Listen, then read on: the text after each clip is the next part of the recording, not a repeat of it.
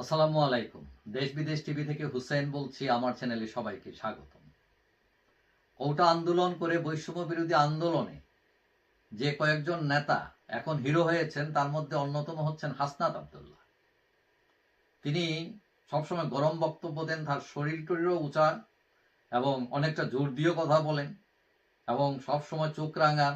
একসময় আওয়ামী লীগকে, একসময় বিএনপিকে, একসময় জাপাকে, এমনকি তার শিক্ষক আসিফ নজরুল তাকেও বলেন, স্যার আপনি ভুল করলে আপনারও ছাড়বো না। ব্যাপারটা হচ্ছে এইরকম এবং এই জন্য তার উপর অনেকেই খেপা। কিন্তু গতকাল 14ই মার্চ তিনি এক অনন্য নজির তৈরি করলেন। ঘটনা হলো, গত বৃহস্পতিবার দর্শনের শিকার মেয়েটি আসিয়া তার জানাজায় অংশ নিতে সার্জিস আলম ও হাসনাত আব্দুল্লাহ মাগুরা যান এবং এই সময় টেলিভিশনের লাইভের অনুষ্ঠানে হাসনাত ও সার্জিসকে নিয়ে কথা বলার সময় এক নারী উপস্থাপিকা তাদেরকে গালি দেন এবং এই ভিডিও ভাইরাল হয়ে যায় এবং ওই যে টিভি চ্যানেল এখন যার নাম, সেই এখন টিভি থেকে ওই উপস্থাপিকা সহ 3 জনকে চাকরিচ্যুত করা হয় এই ঘটনার জন্য। এবং এই সংবাদ শোনার পর হাসনাত আব্দুল্লাহ তার ফেসবুকের ভেরিফাইড পেজে এই 3 জনকে চাকরি ফিরিয়ে দেওয়ার আহ্বান জানান তিনি। এবং হাসনাত তার ফেসবুকে লেখেন, এখন টিভির সাংবাদিকদের চাকরি ফিরিয়ে দিতে হবে। আমরা এই দ্বিমত প্রকাশের স্বাধীনতার জন্যই আন্দোলন করেছিলাম। আমরা এই গালির স্বাধীনতার জন্যই আন্দোলন করেছিলাম। শুধু মত প্রকাশ নয়, দ্বিমত প্রকাশও অব্যাহত থাকুক। সাবাস হাসনাত আব্দুল্লাহ, তুমি উদাহরণ তৈরি করলে। ক্ষমতা কিংবা ক্ষমতার কাছাকাছি থাকলে যখন আমাদের মানুষকে বলতে শোনা যায় চিনিস আমি কে, তখন তুমি উদার রাজনীতির পথ দেখালে, উন্নত বিশ্বের রাজনীতির স্টাইলে। ব্রিটেনের উপপ্রধানমন্ত্রী ছিলেন জন প্রেসকট, তারে ডিম মারা হয়েছে এবং যিনি ডিম মারছেন তার কিছুই হয় নাই।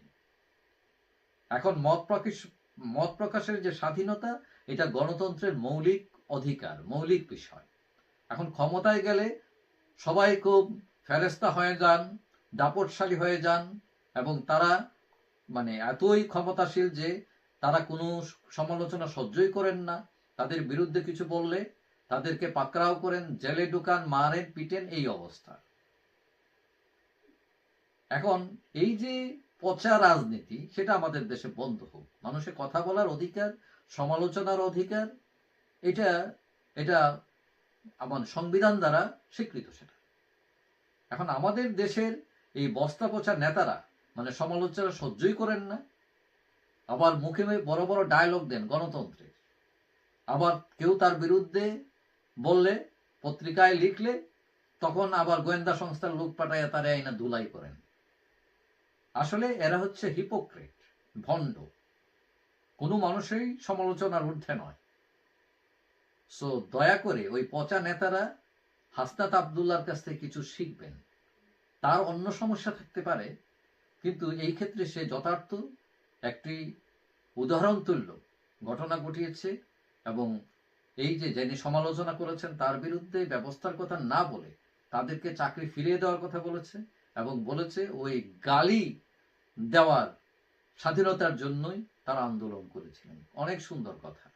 এবং এই প্র্যাকটিস হোক আমাদের দেশে, যে সবাই কথা বলতে পারে, সমালোচনা করতে পারে এবং রাজনীতিবিদরা দয়া করে এটাকে সহজভাবে নেন, টেক ইট ইজি।